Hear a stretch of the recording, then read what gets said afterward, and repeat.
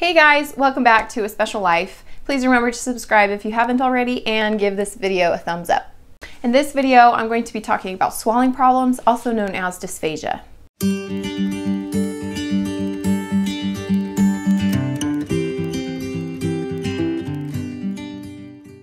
Please remember, if you have any questions about this video or any other videos that I put up, please put them in the comments and I will get back to you as soon as I can. My little Levi had swallowing problems until he was about a year old. I'm going to explain to you how we found those results out and what we did to help him. The very first night with Levi, he stopped breathing and had to be rushed out of our room. They had to suction him out because he had a lot of saliva and milk stuck in his throat. From that point, they had to put him on oxygen immediately. At first, they thought that it was just newborn stuff. He was having a really hard time eating with the bottle, and we couldn't really figure out what it was. We knew that he had a cleft lip and palate, and we knew that was part of the reason. But then when we had to bring him home on oxygen, things just were not getting any better. So when I brought him to his first doctor's appointment, his doctor suggested that he get a swallow study done. A swallow study is basically just a test that provides information on what is happening when your child is swallowing. It takes place in a radiology room, and you basically just sit your child in a comfortable chair. It's an x-ray that takes pictures on the side while your child is swallowing. The images will show the food and the liquid as it goes from the mouth to the throat, and where it goes after that.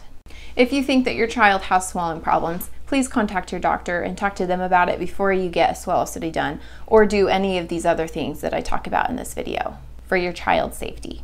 From getting a swallow study done, the results that we got showed that Levi was aspirating, which means that when he was drinking, the milk was getting in his lungs. As soon as we learned that our Levi had swallowing problems, we immediately got him into feeding therapy to help him to learn how to swallow and eat correctly. Swallowing problems could be caused by many different things, and in most cases, babies with swallowing problems can grow out of it with some help. Drinking thickened liquids for infants that have swallowing problems makes it a lot safer for them to drink. A speech therapist explained it to me like this so that I could understand it better. When you spill ice cream on the sidewalk, it fills in the cracks a lot slower than if Gatorade were spilled. Again, make sure you don't try any of this until you talk to your care provider, because it can be dangerous if you thicken liquids without a doctor's prescription. There are many different kinds of thickeners, such as gel mix, Simply Thick, and Thicket. Those are some examples that we have used and that have been very helpful for us. Depending on your child's case and how much they weigh, your doctor and speech therapist will make a plan with you to decide which thickener would be best for your child. We started out by using gel mix first because I was pumping breast milk, and that's the more recommended thickener to use when you're using breast milk. I don't have a container of gel mix, which I apologize for, but we ran out.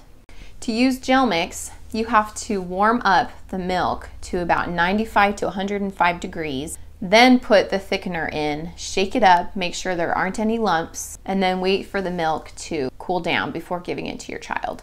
When I was done pumping my breast milk in about 6 months, we switched over to formula, so then we started using Thicket. In my opinion, Thicket was a lot easier than using gel mix, but then once Levi started drinking whole milk, we started using Simply Thick packets, and they are even more convenient than Thicket. Luckily, for each thickener, they give you some kind of instruction or dosage chart to tell you how much of the thickener to use, depending on which thickness you need to get it to. The levels of thickness are commonly called either half nectar, nectar, or honey thick. I'm going to show you really quick how to thicken liquids using Thicket. Levi always needed nectar thick liquid, so this is just a bottle of formula of 4 ounces. Thicket has a little measuring spoon. The one side has a tablespoon, the other side is teaspoon. Now to get 4 ounces of formula to nectar thick, you'll want to put 4 teaspoons of Thicket. It's 1 teaspoon per ounce. And then what you'll want to do is put your lid back on and just shake it up really good so that there aren't any lumps.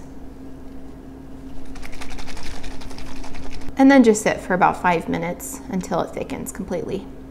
One downside from using Thicket is that over time, the milk actually gets thicker and thicker. After about an hour, you won't want to feed your baby the same milk that you've just thickened. When using Simply Thick packets, one of these little packets is for 4 ounces of liquid and it gets to nectar thick. All you have to do is squeeze it in there and just shake it up real good. What I love about Simply Thick is that it does keep the milk at the same thickness. So if your baby doesn't finish the bottle, you can just put it right back in the fridge and give it to them later and it stays the same consistency. So here's the bottle of thickened milk. It's to nectar, and you know that it's done because when you shake it up, the milk sticks to the sides of the bottle and slowly moves down. That's how you know that the milk is thickened enough. When your doctor or speech therapist gives the okay to thicken your child's milk or liquid, they'll give you specific instructions on how much thickness to put in your liquid that you can do each time. But if you're unsure of the consistency and thickness that your liquid is getting to, you can do a flow test.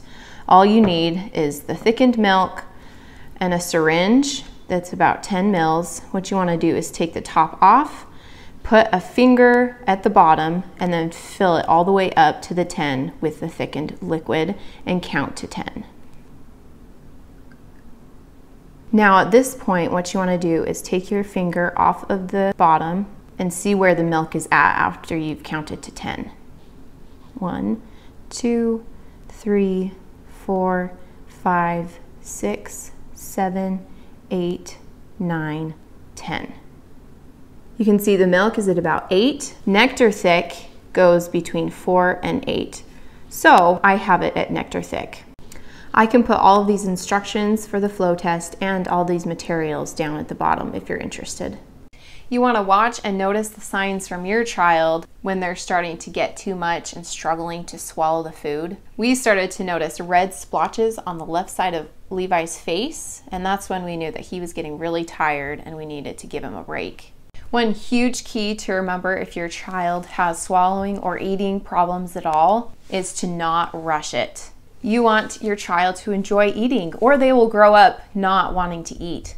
We had to start out with just 5 mils at a time. And then from there, we slowly progressed to 10 mils and then 15. And eventually he was able to drink 6 ounces all by himself. This took months and months of practice and lots of feeding therapy. Be patient with yourself and with your child. If you have any other questions, please remember to put them in the comments and I'll get back to you. If you haven't already, please subscribe to my channel and click on the bell so that you can be notified of future videos. Thanks so much for watching. Bye.